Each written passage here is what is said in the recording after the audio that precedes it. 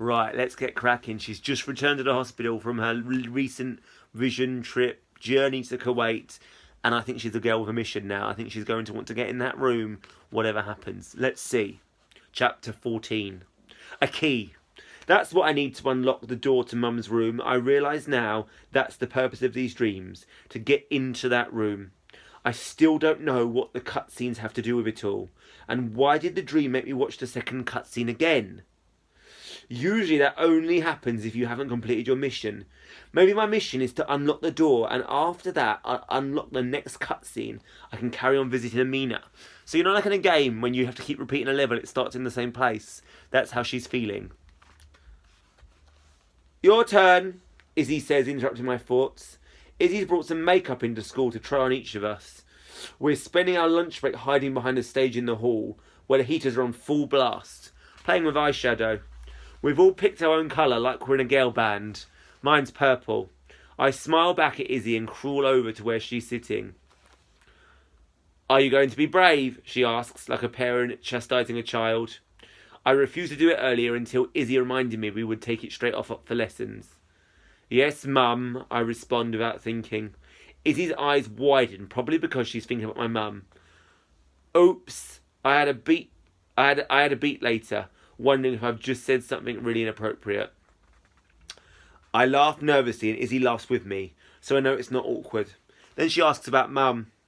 Elle hasn't asked me about her recently, not since she started seeing Matty officially.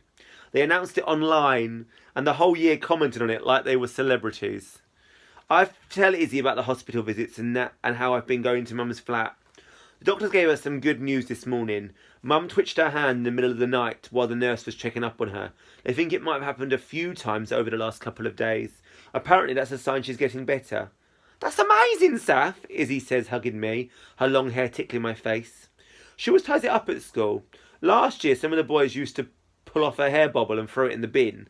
Izzy never said anything, just quietly pulled another one out of her bag and tied her hair back up like it never happened. Eventually I gave up and picked on someone else. Probably because that kind of thing doesn't seem to bother Izzy. When I pull away, I notice Elle glance at us and I hope that she's jealous. When we're done talking, I feel lighter. Holding everything in feels like carrying a heavy backpack to school. But instead of books and stationery, it's spilling with secrets and updates on Mum's condition. I haven't told anyone about the house, though, and I don't plan to.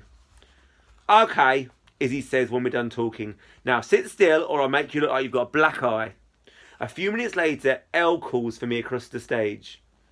You look so pretty, Seth, she says. My chest swells with pride. It's nice to have my best friend notice me. It feels a bit like the old days, sort of. She's right, Seth. That colour suits you so much, Abir adds, which is uncharacteristically kind of her. I make an effort to smile at her and try to forget that she laughed at Johnny's joke when we went to the bike shed. Maybe I can move past it, somehow. Let's have a look, I say, bouncing up and down. I'm sitting on my knees on the floor while Izzy sits cross-legged in front of me. Not yet, she scolds. You're only allowed to see when it's finished. After a moment, Ellie and Abir get distracting and something on their phones, and the room falls silent.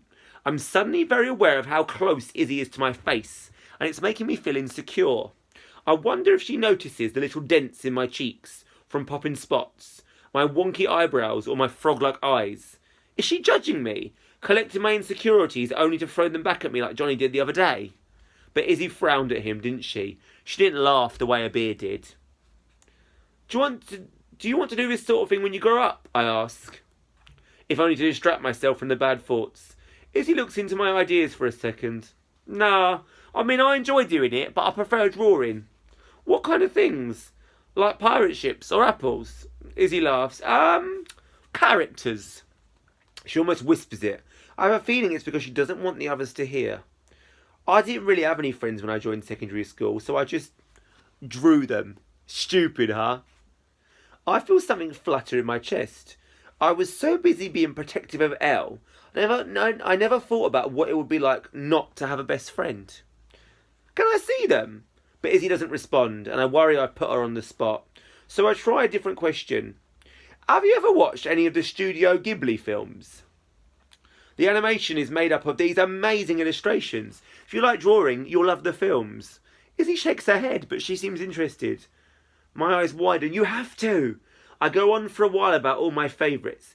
Izzy picks the one she thinks sounds best, Kiki's Delivery Service, and promises to watch it over half-term. Anyway, Izzy says, spurred on by a chat, I'm not sure if I want to draw or be a vet. That's cool too, I say. I love animals, but I can't ever imagine doing operations on them or anything like that. Izzy nods vaguely. It would be hard, but I'm not very squeamish. You can't be when you have 2 younger sisters. I nod, wondering what it would be like to have sisters or brothers.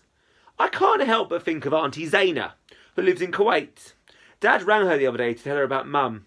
I wasn't there, but apparently she was quite upset. Dad said I can chat to her when he rings to update her next. I'll probably chicken out though. I'm not very good at speaking on the phone. I don't have any siblings, I say, but I do have a dog. Izzy's face lights up like a starry night. I can't believe I didn't know that. What's his name? Lady, I say, and I talk about her for ages. I tell Izzy about the way she follows me around the house, how she always knows the best way to cheer me up. I tell her how moody she can be, but how that makes me love her even more.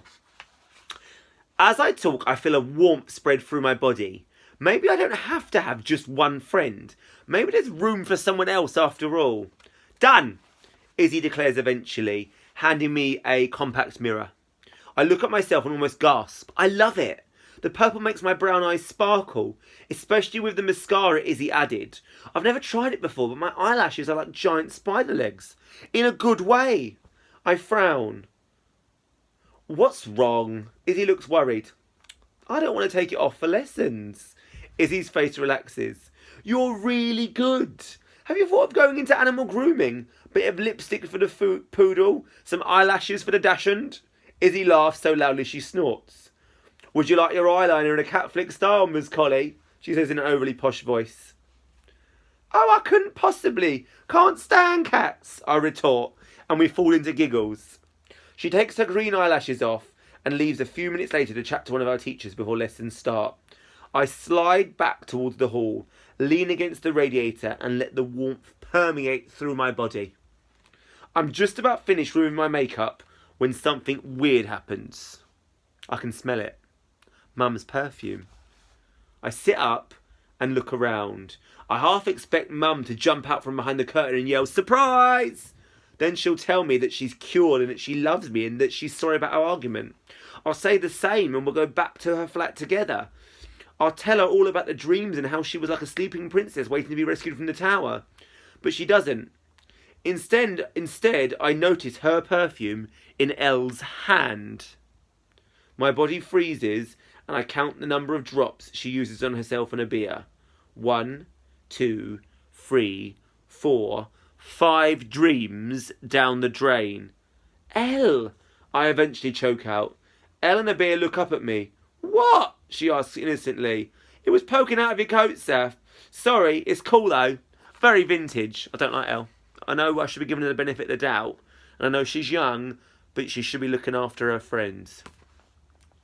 I'd be quite unfair on a 13-year-old, aren't I? But still, I'm starting to really enjoy Izzy as a character much more than Elle. But I think Elle will come good in the end. She doesn't realise what she's doing, I say to myself, but I still stand up and snatch it back, nostrils flaring like an angry bull. What's your problem? Abia says, rolling her eyes. It's my mum's. I bend down so I'm level with her, and there are only a few drops left. My voice doesn't wobble and I don't turn away. I look her right in the eye. Want to say something else, Abia? But, you know, she's grieving and they are not being supportive, so I'm with her. She stares at me for a moment, mouth open. Then she shakes her head. The monster in my belly growls in satisfaction. I haven't seen it since my argument with Mum. Good, the monster cheers. I grab my things and storm out. I can hear Elle and Abir whispering furiously to one another as I leave. It makes me feel uncomfortable. What if they're saying mean things about me? Part of me wants to turn around and apologise, the way the old staff would have. But I don't. Elle scribbles sorry in her notebook during history. She adds a smiley face underneath it. It's fine. Ooh, I write back. I leave out the smiley face though. When I get home from school, Lady bounds up to me, acting like she hasn't seen me for hours, for days, even though it's only been a few hours. I bend down, stroke her, and kiss her forehead. Want some treats, I ask, in a high-pitched voice. Lady jumps up on me and wags her tail. That's her way of saying, yes. Come on, then. I walk over to the kitchen windowsill to her treats. They're in a ceramic pot shaped like two cats with their tails curled around one another. It's only when I go to shut the lid that I notice the resemblance. The heart-shaped marking on their backs. Weird. I empty Lady's treats into a container. She looks up at me, scandalised. I'm not stealing them, I assure her. But you have to admit, I say, it's pretty offensive for dog treats to be in a cat pot, isn't it? I give Lady 2 of them because she looks kind of annoyed. She responds by slinking off into the living room and taking a nap. After I give it a good clean, I stick the pot in one of Mum's old hat boxes under my bed for safekeeping until I can figure out exactly what is going on. Another chapter. I really feel like she wasn't rude to her friends and she was taking a stand. They're not being supportive.